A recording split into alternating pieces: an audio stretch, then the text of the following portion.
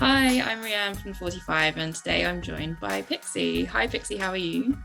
Hey, I'm good, thank you. How are you? I'm great, thank you. You're joining me to talk today about your new mini album, Dreams, Pain, and Paper Planes.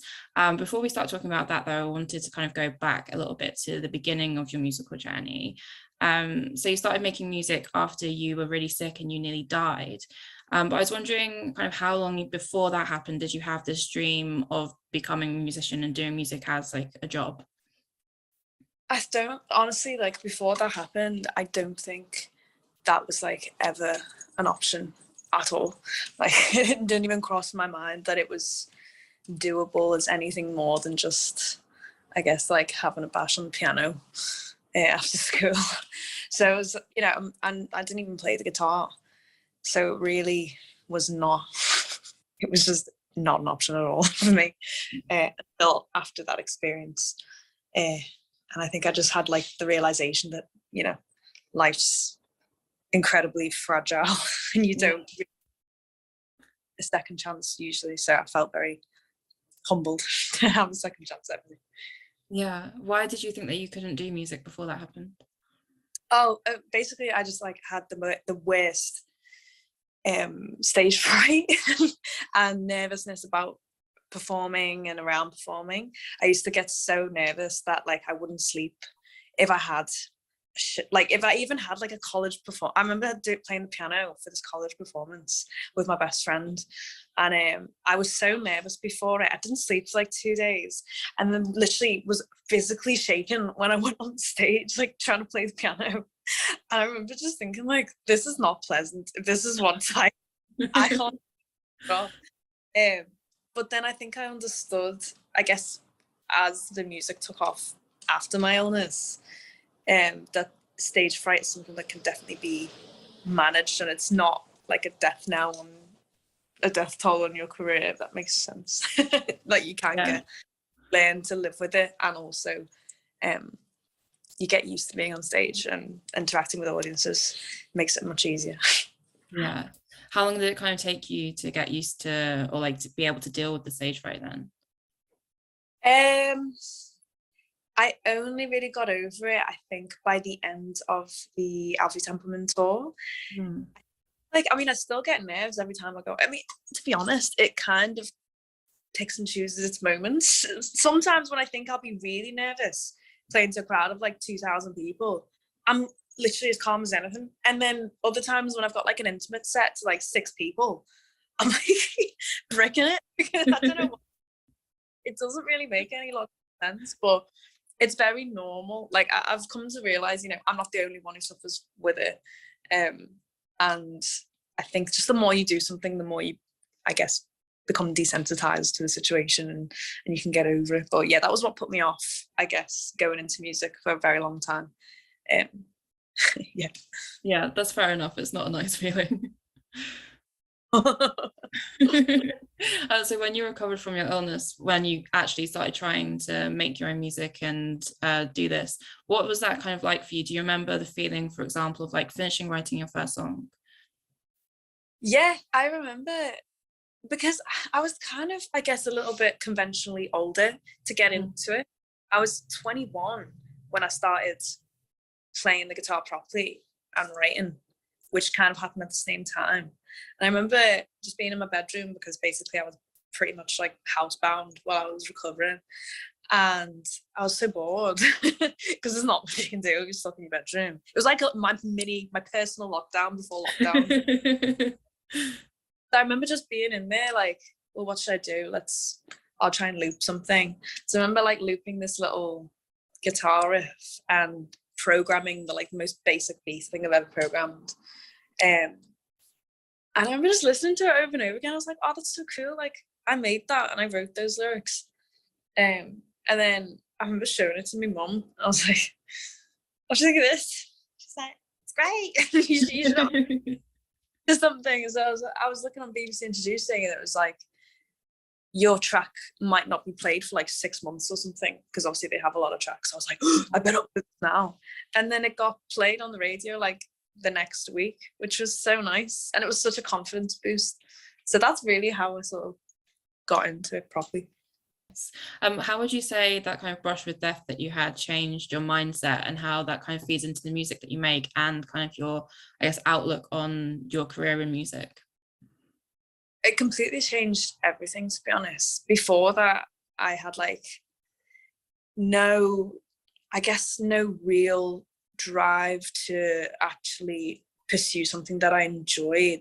It's kind of hammered into me, I guess, through school that, you know, it wasn't exactly the most creative, what's the word? I mean, in some senses, a lot of people along the way were like really supportive of like me doing music, but only really as a hobby, I guess. It never really felt like a career. But after that experience, like when you actually are faced with the fact that you are actually going to die, it's the weirdest thing, because you are just confronted with everything that you wish. Well, I was anyway. I was confronted with everything I wish I'd done, and then was thinking about the reasons that have held me back.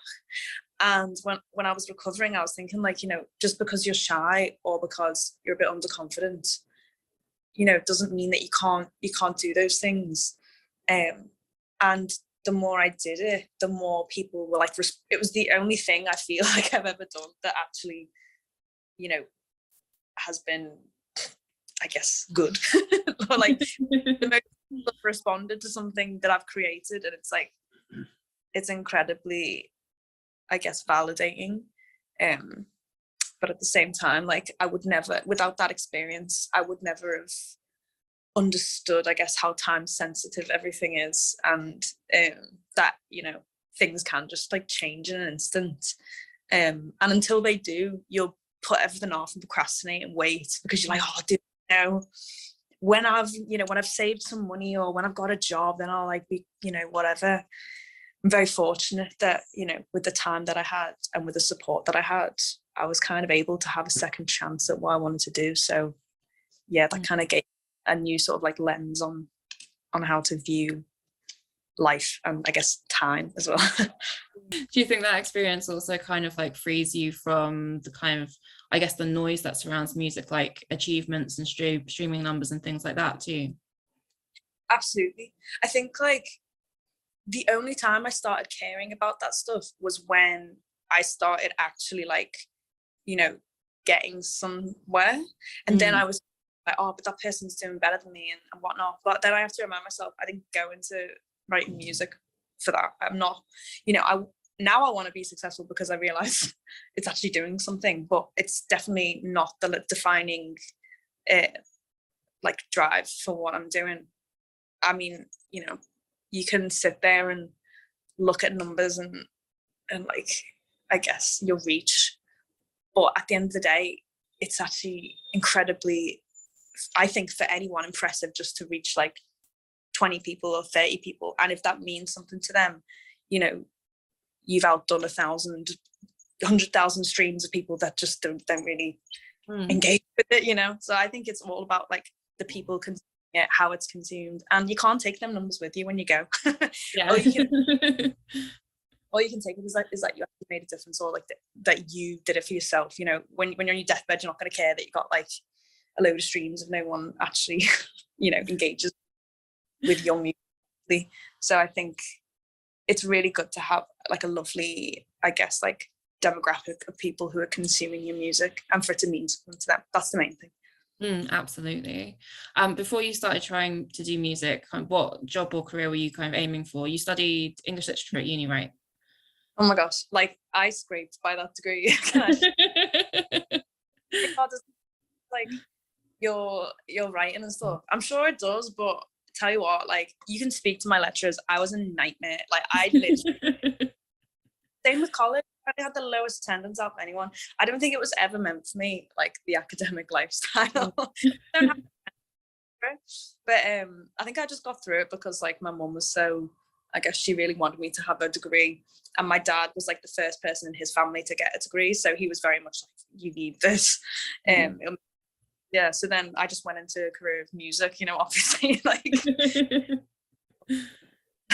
what my parents wanted. But I'd say like, I worked in hospitality pretty much up until the moment just before the moment I was like actually considering to do music properly. So even though I got my degree, I wasn't finding it like, you know, easy to get any jobs or anything. And to be honest, like I never really saw myself in a, you know, I guess what you'd call like a proper job. I just, you know, I don't think I have to be, if I'm committed to something, it's because I really love it. I don't think I would have settled for anything less. Maybe in the future, maybe if this all fails, I'll go into something. And as you said, you know, but yeah, at the time I was going into this, I really didn't have anything else other than like maybe working in a coffee shop or like a tea room or something like that. So yeah. Would you say that studying literature and like poetry and things like that has influenced the way that you write your lyrics at all? Do you know what? I think actually like lyricism in songs influences me more than like poetry. I mean, some poetry, I love Sylvia Plath. I think the way she writes her poetry is just like, is breathtaking. I mean, it probably has in some way. I can't sit here and say exactly if it has, but I'd say, yeah, more like lyricism in songs and how songs are constructed is definitely what has influenced me more, and how like narratives and concepts and whatnot are in like are written in music. I think that's definitely more so the influence than like maybe literature. Yeah, fair enough. Most of your career or your early career was kind of in lockdown when you got signed to Chess Club and releasing your first songs and singles. How has it been kind of coming out of that existence as like a very kind of online musician, like in your bedroom, to being in the real world a bit more, making friends with other artists and playing live and things like that? It's like, it's such a strange feeling, because before lockdown I was still playing a bit as Pixey, but it was so different, and I was playing to like maybe like 10 people down the local like the local venues and stuff. There's just nothing wrong with that, but like then coming back to honestly like 3 times the size of like those crowds and people who actually have listened to the music, which is something I'd never experienced before. It was totally surreal and like kind of gave me a weird sense of imposter syndrome. Like I felt like I'd just been like picked up and placed in this like industry, and like meeting artists who knew me, who I listened to their music when I was like a teenager, or like people who I listen to now and they're like, oh yeah, Pixie, like love your music, or you know, it's just, I'm so grateful. Like it's really humbling. But also like totally surreal. Like I met Orla Gartland and she came up and said hi to me, and I was like, how do you know who I am? Like, same like the Amazons as well. It's just, I've really enjoyed being on the festival circuit, like meeting so many musicians this year, because everyone's just so lovely, and it's so exciting. Like it's kind of, yeah, a bit surreal when I'm like sat next to like Inhaler or something. I'm like, I listen to it's really nuts. You have just wrapped up your first full festival season. How has that been for you, kind of like moving around playing these different tents and fields every weekend, and has there been like any particular highlights for you? Do you know what's been so fun? Like I've never had, I mean, this year was literally such a year of firsts, like the first tour and then the first festival season.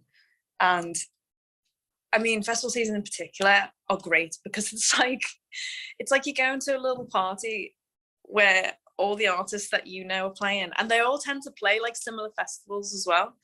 So you get to meet and watch so many different people that you admire or that you just like have heard of, and you just want to go and watch it and like check them out. But it's so exciting. Like me and my band, I guess we just loved every minute of it. I mean, sometimes it's a little stressful because it's like the curse of the line check. So you have no idea what you're going to sound like. And then it's funny when you're a smaller artist, because sometimes you get put on like a Sunday at 1 where everyone's literally hanging out their arse and they're in the crowd. Or you get like an amazing slot, which is like a Saturday, like in the early sort of evening, late afternoon, where everyone's just having the best time. And honestly, every crowd was so nice, and you know, people came out of their way in the festival to come and watch me, which I was just like, that's so cool. Like I used to kind of festivals, and every person that comes to my gig or like that comes to my show, I just love every single one of them. I can't tell you how much it means to me, like to stand there in a crowd when you have no idea what to expect, and then people are there singing along and stuff. It's really mad. Do you have any kind of dreams for next festival season, of any places that you really want to play?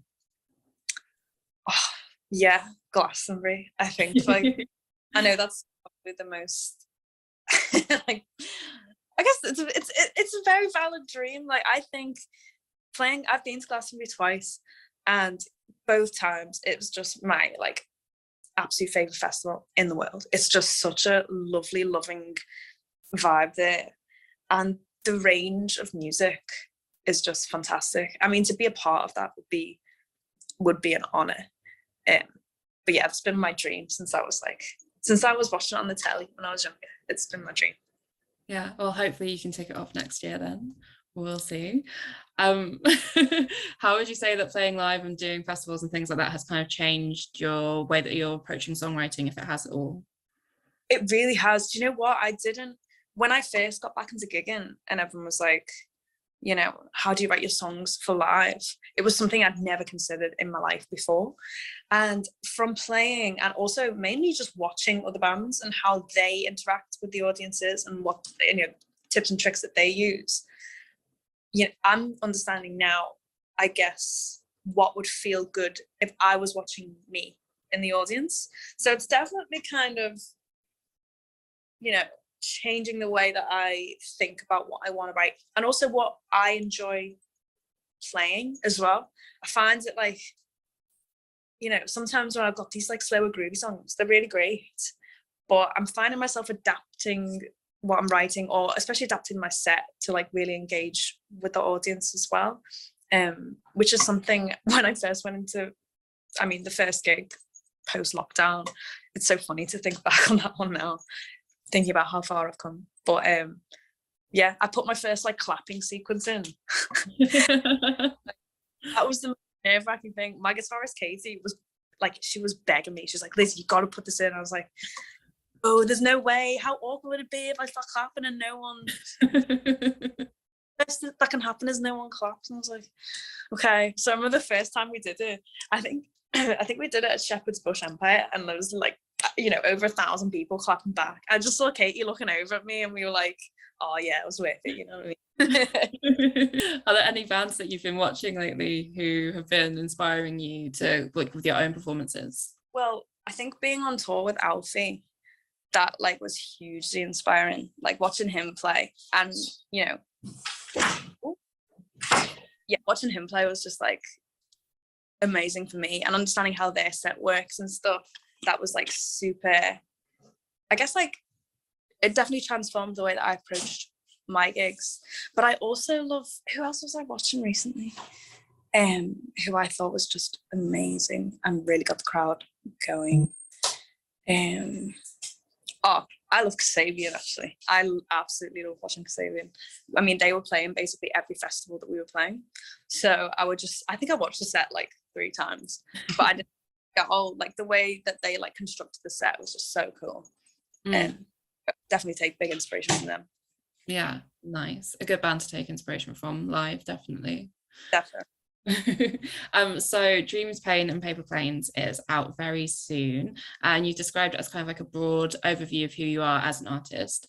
Why did you want to use this record to kind of explore lots of different styles and sounds and kind of show all of these different angles of you? You know what? I think it was more of a happy accident than like a conscious choice. I kind of had like all these songs that I'd written. It was actually not even supposed to be like a longer form project. It was supposed to be another EP. But then when I was chatting to the label, they were like, well, you've got all this music, and you're probably not going to feel the same way about this music when you go to like your next project. So why don't we just make it a bigger thing, and we'll just put more songs on it.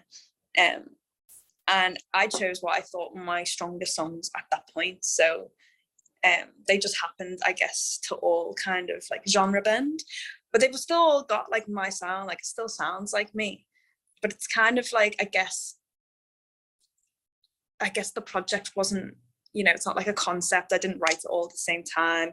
It's not going to feel like an album. It will feel more like, I think, more like a mixtape, if anything. But it certainly has like a beginning, like a climax and an ending.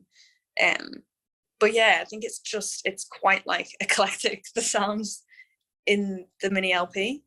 But I guess that kind of sums up what I've kind of been doing anyway in just one bigger project.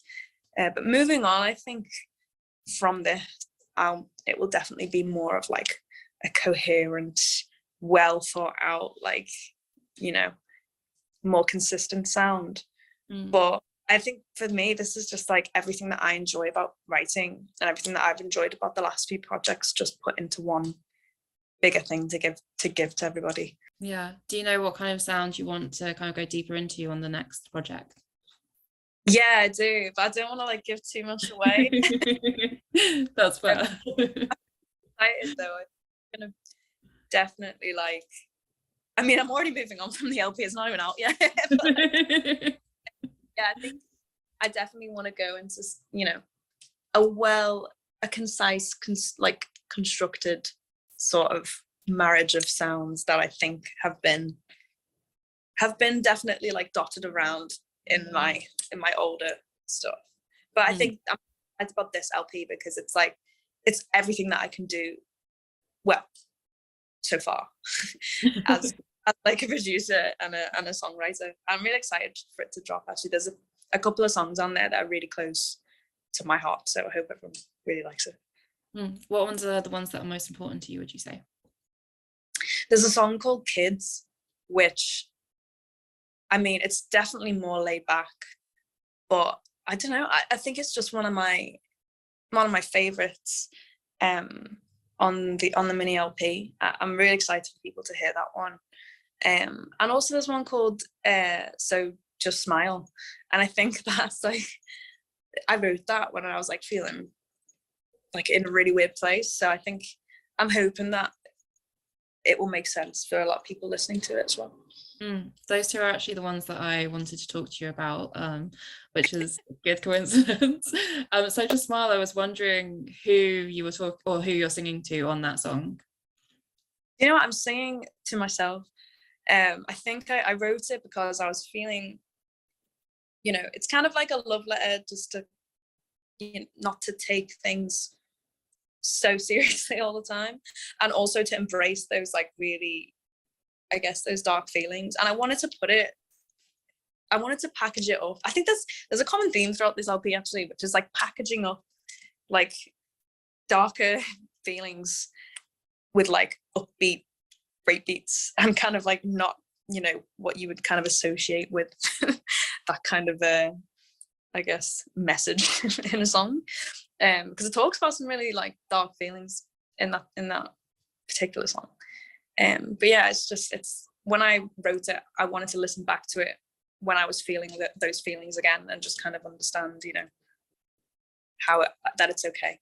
And when I'm in my better frame of mind, writing that song was really like therapeutic for me. I have this like thing, if I get really low or if I get really down or if things are getting a bit too much, where I imagine like a wiser, older version of myself speaking back to me, and it kind of helps me manage situations. And I think that song was like a manifestation of that, where I wanted to tap into that sort of like older, wiser version of myself that could give me advice. Like, what would I say if I was like looking back on this now? And that's kind of what that song encapsulates, I think. Yeah, it does feel very kind of reassuring and encouraging, I think. It's good. Yeah, I don't want to like shy away from sort of using words that, that kind of like talk about, life-ending thoughts and things like that, because it's so common and it's so like weirdly taboo, and I just have never understood the kind of, I guess, the strange stigma around those particular words. I mean, I think it's good to use them, I guess, like even just casually, because it's like, it's okay to feel that. If you need to talk about it, it's fine. And also, yeah, I think that's what I'm trying to say. No, I get that. Kind of like helps remove the stigma and makes people more open, I guess, and be able to like seek help if they need it. Definitely. And I think like packaging it up or like putting it around a song that doesn't necessarily sound like it's going to talk about those things is kind of like taking the power back in a way. I don't know, like for me, if I listen to a really sad song when I'm feeling down, I'm like, sometimes I do it just because it feels cathartic, but with this it to be like empowering myself in that time of need. Yeah, I get that. And with kids as well, to me it kind of sounds like a song about like the anxieties and insecurities, I guess, of your generation. Is that what you would say it's about? That's exactly what it's about. Like, I wrote that like about a year ago. I mean, it was just coming off the back of the pandemic. And it's kind of, the tune itself is quite like nihilistic. It's kind of like, I didn't ask to be born into this world, but I wanted it to, I mean, loads of artists especially are feeling like you got to be more than just a writer, you got to be more than just a musician. And it was kind of manifesting those feelings. Also, I guess the state of the world at the moment is pretty like anxiety fueling, and I think it's just that kind of like feeling of like what are we supposed to do, what are we meant to do, like what do you want us to do in this if it's going to be like this. Yeah, it just got pretty nihilistic, to be honest, when I was writing, because I was feeling super, to be honest, like a lot of people are, I think. Yeah, do you think that music and artists can kind of help change that with their songs? Yeah, I definitely think life can imitate art, and I think if you're writing about something, it kind of gives these situations a certain validation for people listening. So if you're a kid and you can't make sense of the world and don't particularly feel like you have anyone to talk to about it, I think music can be a really nice place to sort of hide away and make sense of those feelings. And I think like that anxiety around like who are we supposed to be, what we're supposed to do, the world just feels so incredibly like complicated. And it's the first time that I felt that way after my illness, kind of like surviving that and then having that sort of existential crisis of like, okay, I survived, like now what? So I wasn't really seeing like the beauty in life when I wrote that song, to be honest. But I think it can be such a nice hideaway for people who are struggling with making sense of what's going on around them. I think knowing that there's someone talking to you, one, and also like voicing your feelings in a different kind of way other than in your own head. Yeah, absolutely. So after this mini album is released, what is next for you? What have you got coming up for the rest of the year? So I think it's like, I'm not entirely sure in terms of what's confirmed and things like that. I'm definitely going to be doing like a few odd gigs. I don't know if I'm allowed to say which ones yet. But I'm already working on the next project. I have been for months now. I love writing so much. Hopefully go on another tour. That would be amazing. But for now, just like focusing on the next project. I feel like I'm missing something really major here. Like, when you should have said that, but I can't remember right now what exactly is coming up. Mainly with lots of things though. Yeah, lots of very busy, Nice. Well, good luck with this mini album. Thank you so much for talking to me today, Pixey. Thank you so much. Cheers, speak to you soon. Bye.